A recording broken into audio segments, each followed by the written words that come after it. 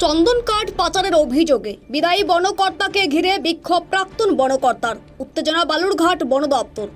বিক্ষোভকারী প্রাক্তন বনকর্তার অভিযোগ, নিজের বদলির সুযোগ নিয়ে ফরেস্ট রেঞ্জার সুকান্ত ওঝা উপযুক্ত কাগজ দাখিল না করেই চন্দন কাঠ সহ বেশ কিছু দামি কাঠের আসবাবপত্র অন্যত্র নিয়ে যাওয়ার চেষ্টা করছিল। যার গোপন খবর পেয়েই এদিন সকালে গাড়িটিকে আটক করে তারা, যাকে কেন্দ্র করে দুই বনকর্তার বচসায় উত্তপ্ত হয়ে ওঠে এলাকা।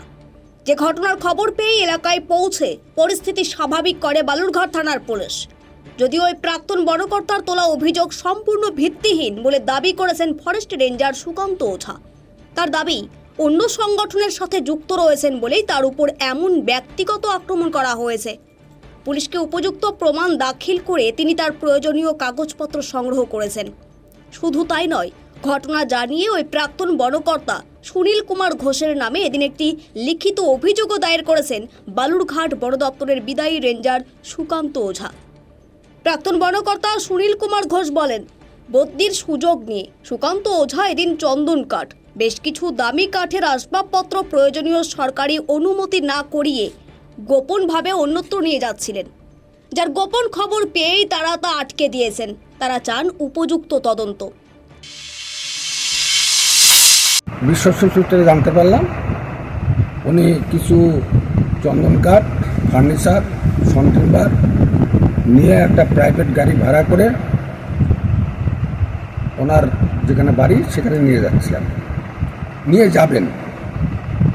সেই খবর পেয়ে আমরা সারা রাত জাগি এবং গাড়িটাকে আমরা 8:30 9:15টার দিকে রঘুনাথপুর ফরেস্ট রোডে আটকাই সকালবেলা। এবং তারপরে আমরা যারা যে দুজন ক্যাজুয়াল লেবার ছিল ওই গাড়িতে, তাদেরকে আমরা বলি যে কাগজপত্র কী আছে দেখাবো। ওরা তো কোনো কাগজপত্র দেখাতে পারেনি। তারপরে আমার মালটা কার, তাহলে বললো যে রেঞ্জ অফিসারে। ঠিক আছে, রেঞ্জ অফিসারকে খবর দাও। রেঞ্জ অফিসার খবর দেওয়ার পর ওখানে যেয়ে আমি তাকে জিজ্ঞেস করলাম যে এই মালগুলোর কোনো কেনার চালান বিল আছে কি, দুই হচ্ছে ডিপার্টমেন্টের কোনো ট্রানজিট পাস আপনার কাছে আছে কিনা। উনি বললেন নেই। তখন আমি বললাম তাহলে চলো। পুলিশ বলছে যে আমি থানায় নিয়ে যাবো। বলে না, ফরেস্টের স্টাফেরা ধরেছে, ফরেস্টের ডিপার্টমেন্টে আমি নিয়ে যাবো, আপনাকে তো আমি দেখিনি। উনি এখনও কোনো কাগজ দেখাননি। আমরা এখানে সব বসে রয়েছি। বর্তমানে যে চার্জে এখন এসছেন উনি বুনিয়াদপুরে তথা কৃষ্ণগঞ্জের রেঞ্জ অফিসার, ওনাকে আমি ফোন করেছি এবং আমার যে ডিভিশনাল ফরেস্ট অফিসার রায়গঞ্জ, তাকেও আমি ফোন করে বিস্তারিত ঘটনা জানিয়েছি। বালুরঘাট বন দপ্তরের বিদায়ী রেঞ্জার সুকান্ত ওঝা বলেন, বাঁকুড়াতে তিনি স্থানান্তরিত হয়েছেন। এদিন সরকারি নির্দেশিকা মেনে নিজের প্রয়োজনীয় জিনিসপত্র নিয়ে যাচ্ছিলেন। সে সময় কিছু লোক উদ্দেশ্য প্রণোদিতভাবে তাকে আটকে হয়রানি করেছে, যার বিরুদ্ধে পুলিশে অভিযোগ জানিয়েছেন তিনি। ট্রান্সফার হয়েছে, আমি এখানে চার্জ হ্যান্ডওভার করে বাঁকুড়ার পোস্টিং নিয়ে যাচ্ছি।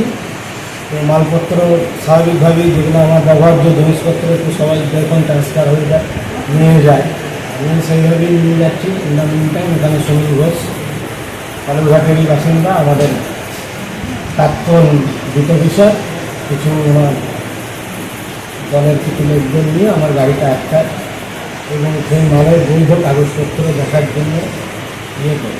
কাগজপত্র থানা থেকে আমার এনওসি নিয়ে আছে। আমি মালটা করেছি 2023 সালে। হ্যাঁ, তৎক্ষণাৎ সার্টিফিকেট বানিয়ে গেলে তো সব ভিত্তিহীন অভিযোগ করছে। দক্ষিণ দিনাজপুর থেকে সীমান্তের কথার বিশেষ রিপোর্ট।